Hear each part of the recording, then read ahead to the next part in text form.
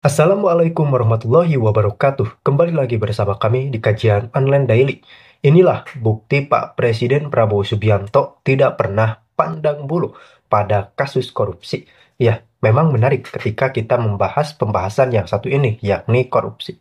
Para koruptor sepertinya sedang ketar-ketir di era kepemimpinan Presiden Prabowo Subianto tanpa mengurangi rasa hormat kita kepada presiden-presiden sebelumnya, karena memang kita tahu bahwa perjuangan Pak Jokowi pun dalam mengesahkan undang-undang perampasan aset kita semua sudah tahu. Namun Pak Jokowi sudah purna tugas. Kini saatnya kita membahas bagaimana penanganan kasus korupsi di era Presiden Prabowo Subianto.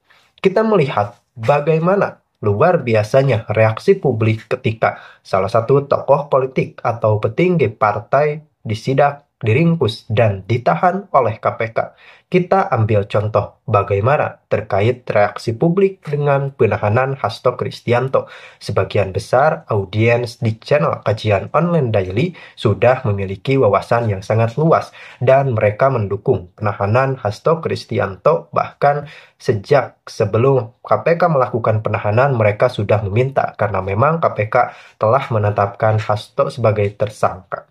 Jadi rekan-rekan, pada saat ini lagi-lagi tensi geopolitik kita memang tengah bergejolak.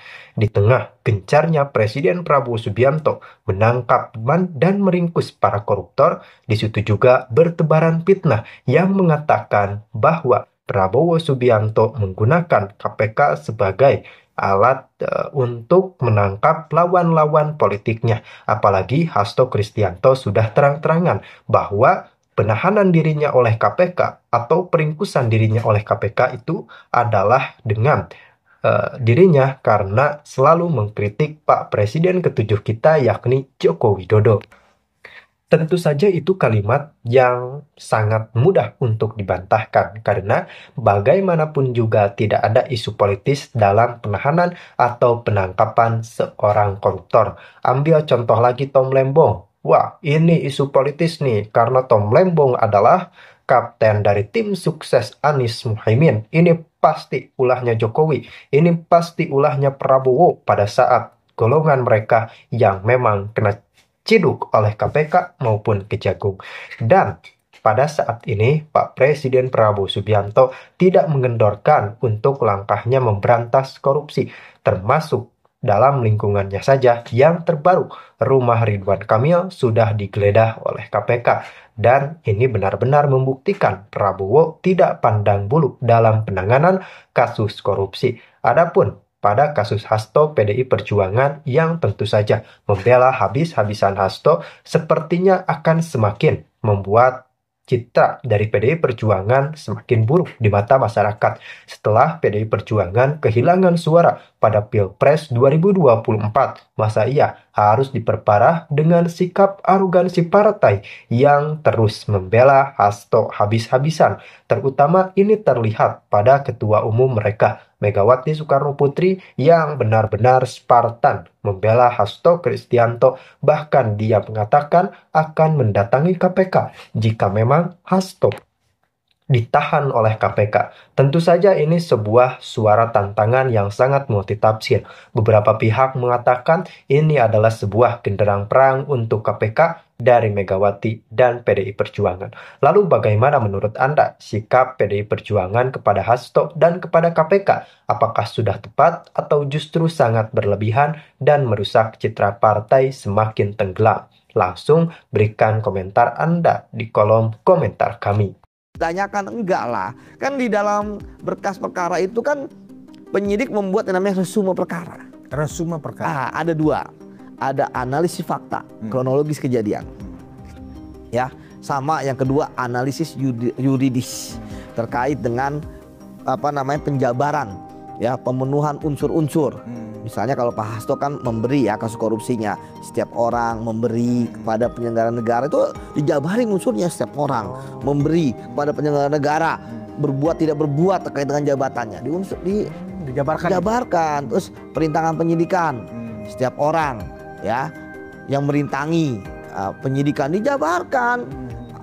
Merintangi penyidikannya itu apa 5 alat bukti itu apa, ya kan, yang memperkuat pemenuhan unsur-unsur itu. Jadi di situ makanya kalau misalnya dituduh bahwa ini duluan ya balap-balapan gitu ya, ya saya pikir justru bumerang bagi KPK gitu, karena penyidikan nggak tuntas ya, unsur-unsur tidak terpenuhi berat di persidangan.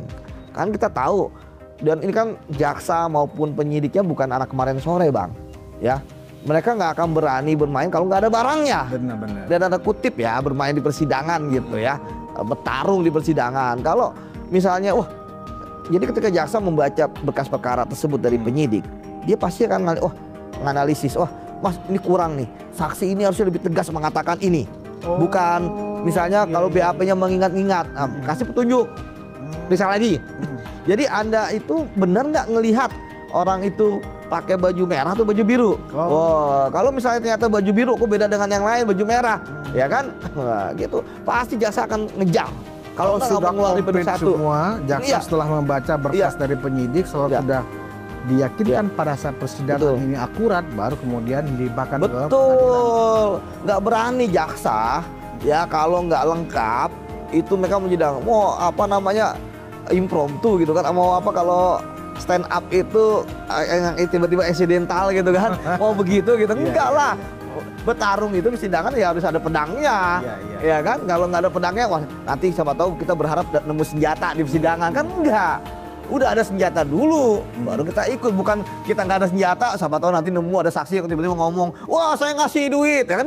Nggak begitu, gitu Bang. Nah, terkait dengan kasus Hasto ini setelah ditahan, sekitar 2 minggu lalu kalau nggak salah ya Mas Yudi ya, itu tiba-tiba muncul video Hasto. Ya itu kan Mas Yudi juga sudah bahas itu ya.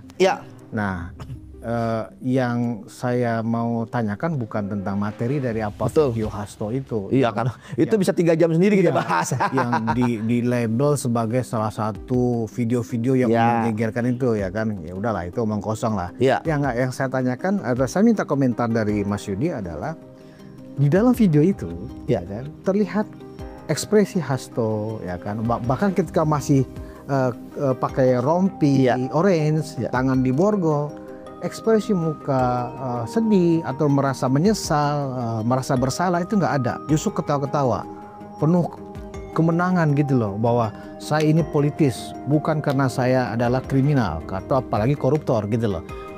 Itu gimana itu Mas di mata penyidik ketika melihat orang yang ternyata sudah korupsi ini atau tersangka korupsi ini ya kan, masih terlihat seolah-olah tidak bersalah. Itu membuat penyidik semakin ingin memberikan hukuman atau gimana itu Mas? Pertama kan penyidik harus objektif Mas. Kita nggak boleh mengeluarkan unsur subjektivitas di situ, emosi kita di situ. Kita harus tenang, ya kan? Karena ketenangan kan bisa menguasai keadaan. Makanya saya salut sama Rosa Purwobekti ya. Dari awal kasus kan dilaporin kemana-mana. Tenang gitu ya. Tenang dia kan dilaporin ke polisi. Dan sekarang digugat. 2,5 M lagi kan. Saya bilang dari mana gajinya kan. Makanya saya pikiran kalau kalah gitu kan, saya pikiran nanti saya ngumpulin koin ya. Koin buat Rosa gitu kan. Jadi itu yang pertama Bang. Jadi penyidik harus subjektif ya. Kemudian yang kedua Bang, nggak peduli penyidik gitu kan, dia mau nangis kayak mau meraung-raung kayak mau dia ketawa kayak mau apa kan nggak ada hubungannya dia ketawa-tawa depan publik gitu kan dengan proses pembuktian, kan nggak akan memenangkan juga, ya kan kita nggak tahu apa yang ada di dalam ruang pemeriksaan. Saya pernah menangani kasus ya, begitu di luar gagah betul itu, saya tidak bersalah kan. Wah, ini rekayasa penyidik gitu kan. Di dalam nangis-nangis. Jadi ada drama-drama juga ternyata. Ada senyum dada-dada gitu kan. Ada kayak begitu gitu kan. Tapi di dalam galak betul kayaknya sama kita. Ya Mas, ya maksudnya ya udahlah, maksudnya kalau mau begitu silakan saja. Ya kan? Informasi baru buat publik nih. Itulah. Sama ketika banyak yang koruptor itu kan nggak takut di penjara gitu kan. Sebenarnya mereka takut di penjara gitu kan.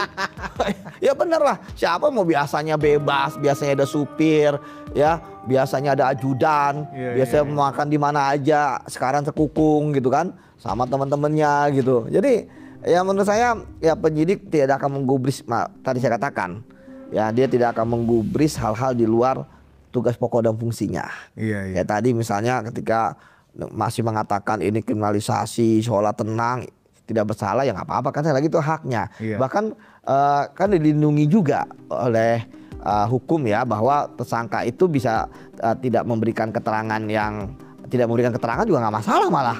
Saya banyak saksi yang nggak mau di BAP gitu kan, nggak masalah gitu, ya udah, atau memberikan keterangan bohong, ya sudah, emang haknya dia, karena keterangan tersangka kan tidak bisa digunakan untuk menjerat dia. Gitu. Jadi seperti itu, Bang. Iya, jadi penonton Ruang Konsensus kita juga baru tahu nih, ternyata ketika selama ini kita banyak mendengar cerita komplain dari publik ketika sudah tersangka korupsi, ketika di depan kamera dari ruang pemeriksaan masuk ke mobil, mereka dadak-dadak, itu sebenarnya drama. Karena pada faktanya di ruang penyidikan mereka tuh bukan orang-orang sedih menangis, ya kan? Ternyata ketika di luar beda lagi. Nah, itu ternyata drama. Jadi kita jangan salah menilai. Ini informasi terbaru dari Mas Yudi. Nah, Mas Yudi, dari kasus ini kan ada 2 sprindik ya. Betul. Ya kan? Kasus suapnya sendiri sama kasus perintangan penyidikan, obstruction of justice.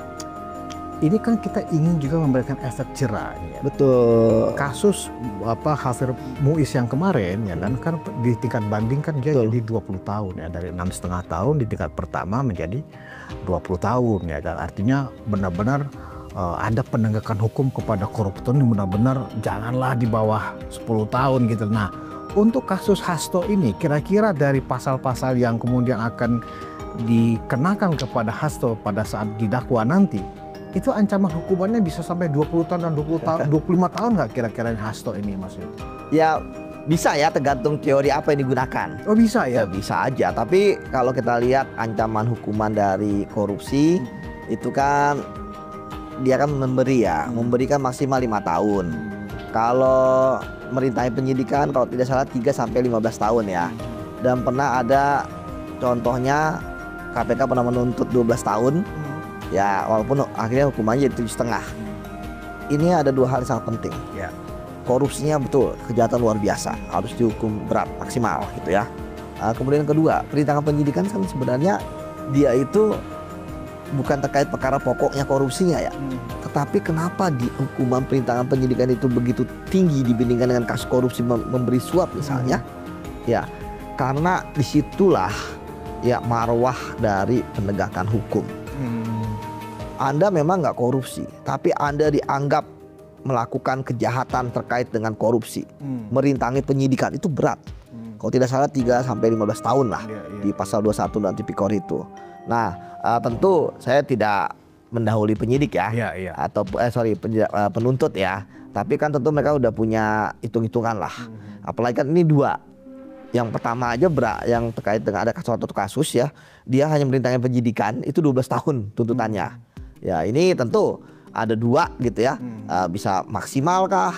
Karena memang ini kan berkasnya pun juga saya lihat kayaknya digabung, nggak di split. Iya. Ya sebenarnya ini keuntungan buat Hasto juga. Kalau dia misalnya dipisah kan tinggal dijumlahin aja gitu kan. Misalnya kasus suapnya berapa, perintangan penyidikannya berapa. Kalau ini kan akhirnya jadi satu kesatuan, hanya satu tuntutan.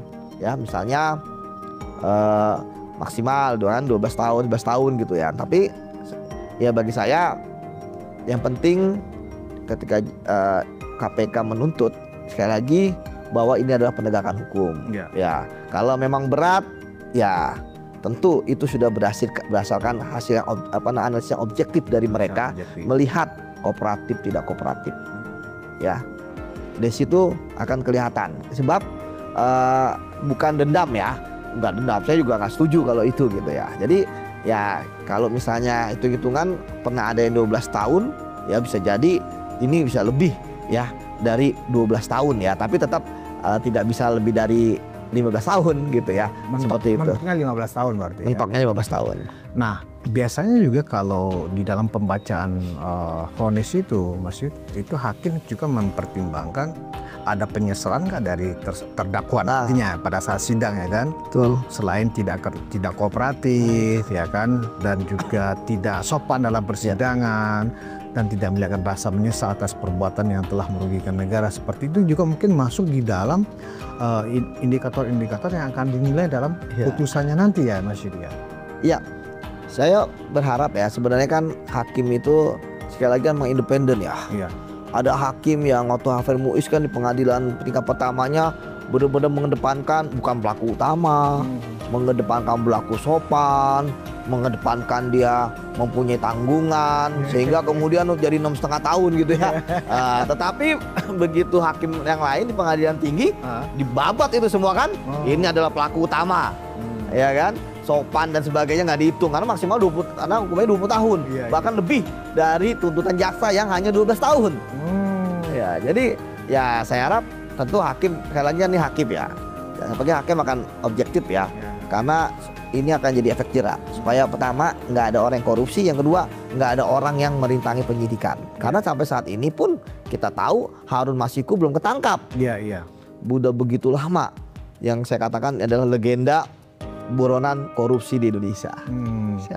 Nah, kalau misalnya memang kita mengacu kepada putusan Haver Muiz dari 6,5 tahun menjadi 20 tahun, ya kan?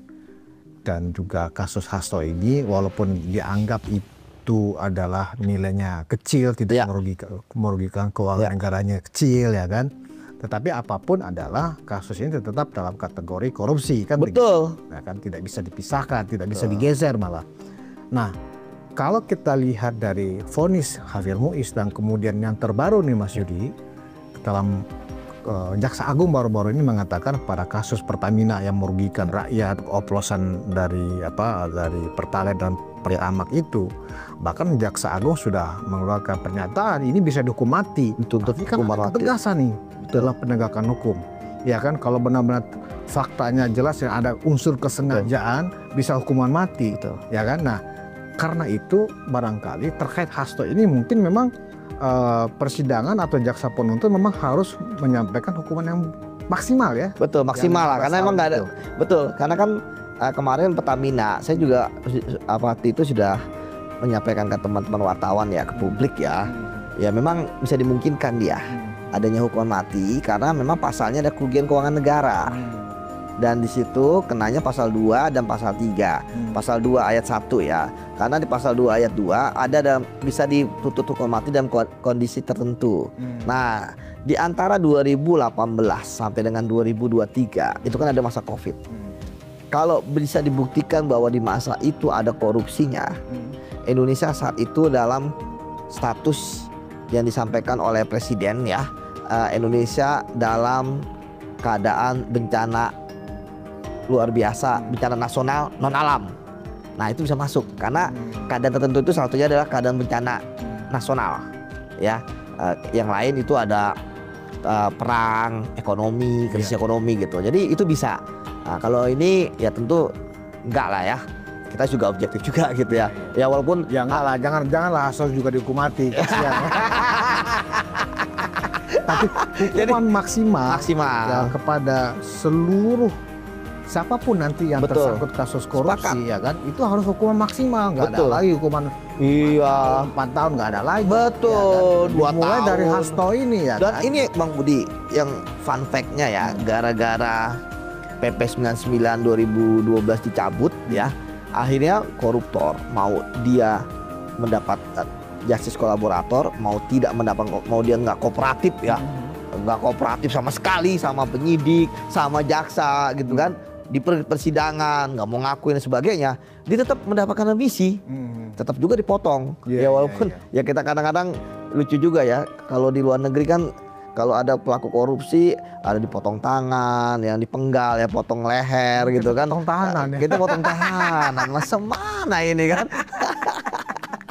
Gitu. Berarti gini Mas Yud, berarti mungkin memang ada juga tugas DPR yang khusus untuk revisi Undang-Undang Tipikor barangkali ya kan, bahwa untuk pelaku atau terpidana korupsi tidak diberlakukan remisi atau pengampunan seperti itu, ada semacam pengecualian mestinya ya, supaya benar-benar efek jerahnya itu benar-benar dirasakan, sehingga orang siapapun yang berniat untuk mencuri atau nyolong uang negara apapun modusnya mikirnya panjang Mas Yud.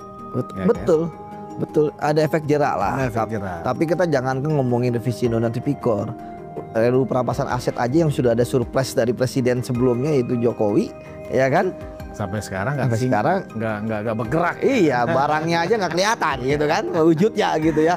Siapa yang kemudian membawa itu di DPR nggak ada, ya kan, yang teriak-teriak gitu kan. Masa dari 560 sekarang ya, 560 kagak ada yang ini kok inisiatif. Dulu waktu KPK RUU inisiatif DPR ada berapa orang tuh, ya kan? Yang kemarin disinggung di satu videonya Hasto itu kan. Inisiasinya padahal udah jelas dengan Google inisiasi revisi Undang-Undang KPK udah jelas nama-namanya keluar gitu. Jadi ya kembali lagi bahwa hukum itu kan bukan ajang kriminalisasi, apalagi ajang balas dendam. Di sini adalah ajang pembuktian bahwa ketika lu nggak bersalah, ketika lu nggak melakukan perbuatan, apa takut? Kenapa takut? Iya, kan nggak mungkin misalnya tiba-tiba Mas Budi yang diseret KPK, kan nggak ada. Pasti ada sesuatu gitu kan. Ya kalau kita nggak berbuat, ya kan. Kalau kemudian kita nggak macam-macam, nggak neko-neko, nggak akan diubek-ubek. Ya, ini kan bukan permasalahan bahwa, wah dia kritis ya. Ya kalau kritis kan nggak ada masalah. Kan dia nggak artinya nggak iniin terkait dengan kritisnya dia. Ya benar. Iya, misalnya hate speech. Penghinaan presiden terkait sama sekali gitu. Misalnya zong, hoax, ya kan, pencemaran nama baik kan enggak. Ini kan korupsi, dan korupsi ini kan perbuatannya ketika sebelum dia kritis, saat itu dia masih bergabung, ya kan, di pemerintahan, masih akrab, ya kan. Jadi kecuali kalau diada-adakan, tiba-tiba lagi kritis ada kasus yang baru gitu kan. Ini kan kasus yang waktu itu memang belum tuntas, ya kan, karena waktu itu Firly adalah ketua KPK-nya dan sampai saat ini sahabatnya Hasto. Itu yang tanyakan Bang Novel, ya kan? Belum dijawab tuh. Belum dijawab Hasto ya kan? Waktu itu kan Bang Novel nanyakan dua. Yang pertama terkait dengan revisi Undang-Undang KPK, mengapa Hasto PDI pada Hasto, ngapa PDI terlibat dalam pelemahan, ya kan, jadi inisiasi, ya kan, dibantah bukan, ya Jokowi katanya, tapi kan nggak bisa cuci tangan kita, apa Bang Budi kan kita udah paham waktu dulu kan, jangan cuci tangan lah, ya kan, orang dua-duanya terlibat gitu kan, ada perannya, ya kan, kemudian pertanyaan keduanya, Bang Novel nanya ini sahabatnya Firly gitu kan, saya paham, bahwa pertanyaan Bang Novel itu nih kan, bahwa Firly itu kan merusak KPK, ya kan, dan dia dipilih oleh semuanya, ya kan. Nah, atau Hasto ada peran apa dengan Firly gitu kan? Nggak dijawab, ya kan. Itu kan, padahal itu pertanyaan krusial. Jadi ini sekaligus menohok dia gitu ya, bahwa ya KPK yang sekarang ini ya kan akibat revisi Undang-Undang KPK yang lu dukung, akibat pimpinan KPK yang lu dukung. Jadi jangan mengatakan bahwa dan juga istilahnya kan dalam kutip katanya dia udah bersih nih dari orangnya Novel gitu kan, udah bersih dari Taliban, ya kan, bener nggak? Udah bersih, jadi ya silakan lah.